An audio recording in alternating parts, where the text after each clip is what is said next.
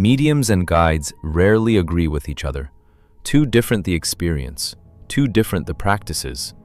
But on one question, their answers match with unsettling precision. And that question concerns everyone who has ever buried someone they loved. The question sounds simple: cremate or bury? Most people decide based on money, available plot space, or the last wishes of the deceased. Nobody thinks this choice has consequences for the one who already left.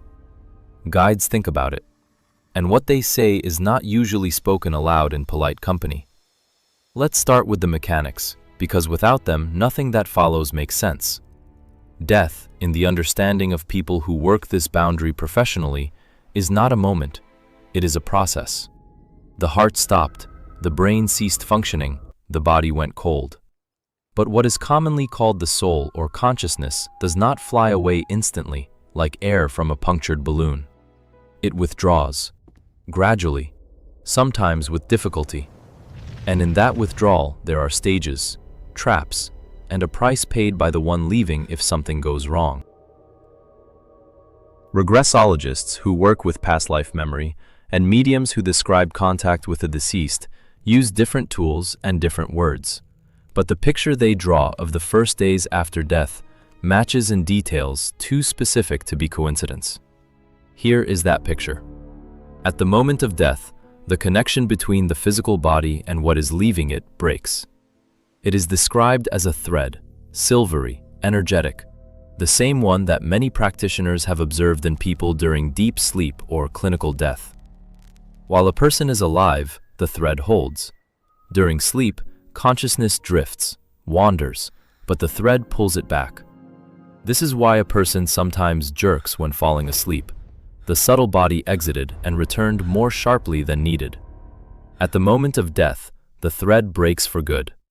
But even after that, the deceased does not leave immediately. This is the first thing that surprises people who begin working with this subject. They expect death to be a border, cross it, and you are already there. It turns out, no. For the first days, the deceased typically stays nearby, observes what is happening, sees relatives, hears conversations, attends their own funeral. This is not a metaphor and not a consolation for the grieving. This is what guides describe as a working reality they encounter constantly. Why does this happen? Because between the physical body and more subtle structures, there is an intermediate layer. It is called the etheric body, a lining, a conductor, a buffer between gross matter and what remains after death. Under normal circumstances, this etheric body dissolves within a few days. While it exists, the deceased is anchored near the place where their physical shell is located. When it dissolves completely, the anchor disappears and the person can move on. A few days, that is all the time there is. In the ideal scenario, by the end of this period, the deceased is psychologically ready to release the body, to stop being interested in it, and to leave. Burial, cremation, what happens to the shell afterward, none of it matters to them anymore. They left. The difference between cremation and burial in this case is roughly the difference between burning an old coat or throwing it away. The coat served its purpose. You are no longer in it. But the ideal scenario, say the guides, is not the majority of cases. This is where the real conversation begins. There are people whose etheric body does not dissolve on time, not because someone decided so, not because they were good or bad, but because during life they had a very strong attachment to the material world, to things, to money, to control over people, to pleasures only possible in a body, to property that cannot be taken along but is very hard to give up. This attachment does not end at the moment of death. It simply changes form. The person died, but inside what remains of them, that gravitational pull toward the earthly still lives. The desire to stay, the fear of moving too far away, the unconscious intention to hold on to what was. And this intention works. The etheric body, which should have dissolved within days, does not dissolve. It transforms into fine energetic threads that keep the deceased near the body and near earthly reality far longer than intended. What this means in practice. The deceased does not rise to the higher layers where, according to guides' descriptions, the real life after death begins. They hover at the border, watch the living, worry about property, try to interfere in affairs that no longer concern them. Jealous, angry, clinging, not because they are malicious, because they cannot do otherwise, because this is how attachment works when it was not released during life. And here cremation enters. And here it becomes clear why guides and mediums speak of it in the same terms. Fire destroys the physical body completely. Along with it, the etheric body is completely destroyed. That very layer which could have become an anchor disappears. The threads to hold on to no longer exist. For a person with strong earthly attachment, this removes the possibility of getting stuck. Not because they are forced to leave, but because the instrument of retention disappears. This is not violence against the soul. It is, if you will, a forced liberation. Is there discomfort in this? Guides say there may be a small amount. Not pain in the sense we understand pain in a body. More like what doctors call phantom sensations, when a person feels a limb that is no longer there. The habit of the body, its weight, its presence, makes itself known. But this is incomparable to what a person experiences who has been stuck near a slowly decomposing body for months. Yes, months. Sometimes longer. Those who have worked with such cases describe it this way. The person is serving a sentence they assigned themselves without realizing it. Each day a little less energy. Each day a little further from where they need to go. Eventually it ends. The body's potential is exhausted. The pull weakens, and the person leaves anyway. But the time was spent, and that time could have been used differently. Now about cemeteries. Because there is a separate conversation here that usually does not happen. Even if the deceased has long since departed from their body and is no longer interested in it, the place where the body resides continues to emit something. Mediums describe it as an energetic background of low quality, not dangerous with rare contact, but accumulating with frequent contact. The decomposition of physical bodies creates what practitioners call low-order vibrations. Coming to a cemetery once a year on an anniversary is one thing. Spending weekends there, planting flowers every week, sitting for hours at a grave is another. This affects living people. Gradually, imperceptibly, but it does. An urn of ashes does not produce this. Ash does not carry the energetics that a decomposing body carries. Storing an urn at home where someone lives permanently is something guides do not recommend, but not because it is dangerous, more for reasons of psychological hygiene. The constant physical presence of a death reminder in a living space is a burden that people tend to underestimate. Not for the deceased, for the living. Now about what concerns people most, though they rarely ask it directly. Does the deceased suffer during cremation? If sufficient time has passed since death, no. By that point, the body is no longer part of the person in the sense it was during life. The etheric body has begun dissolving. The connection has weakened.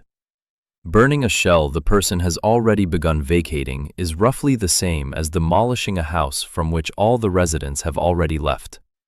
But if cremation happens too quickly, in the first hours after death, when the etheric body is still intact and the connection still strong, the situation is different. Not catastrophic, say the guides, but a shock. A sharp, sudden severance instead of a gradual withdrawal.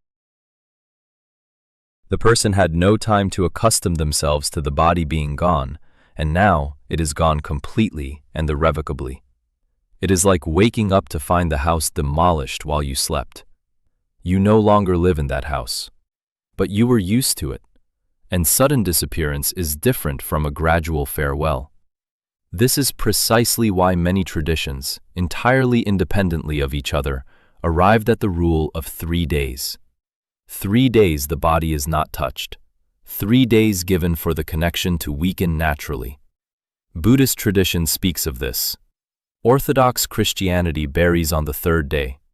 Islamic tradition insists on quick burial from a different angle, citing the dignity of the deceased, yet the burial itself preserves the body.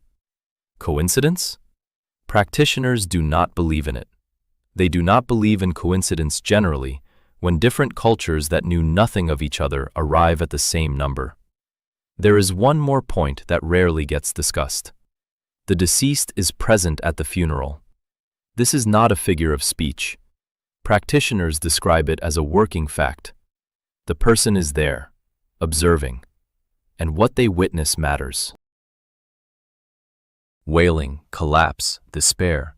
When the living literally cannot let go, this is not just the grief of the living. It is an anchor for the deceased. Not metaphorical, literal. The strong emotional attachment of the living holds the deceased nearby, no less than their own attachment to things. Guides say, the most important thing you can do for the deceased in the first days is to release them. Not to pretend it does not hurt, not to perform wellness, but to release consciously, to give them permission to leave, to say goodbye not as to someone lost forever, but as to someone leaving on a journey. The difference is in the intention, and the deceased, according to practitioners, feels that difference. Grief that holds and grief that releases are different things, both real, but one of them helps the deceased, the other keeps them nearby longer than is needed. Now the bitter conclusion that follows from everything said. People with strong material attachment during life, those who built their sense of self through property, power, control, whose identity was hardwired into things and position, these people find themselves in the most difficult situation after death. Not because someone is punishing them, but because attachment is a mechanism, and the mechanism keeps working even when the body it was attached to has ceased to exist. Death does not automatically liberate from attachments. This is perhaps the most uncomfortable thing guides say, because it implies something important about life, not only about death. A person dies roughly as they lived, not in terms of character or deeds, in terms of what they held on to. And if they held on to things their whole life, onto status, onto the sensation of control, then at the moment when all of it is lost simultaneously and permanently, releasing it all at once is nearly impossible. The mechanism does not switch off on command. It keeps running in neutral, holding the person in a place where they have nothing left to do. Cremation in this context is not simply a method of body disposal. It is, according to practitioners, the only option that does not allow this mechanism to keep running. The fire removes the instrument of retention, not the person themselves, not their personality, not their path, only the anchor they would have clung to for a long time. This does not mean burial is always wrong.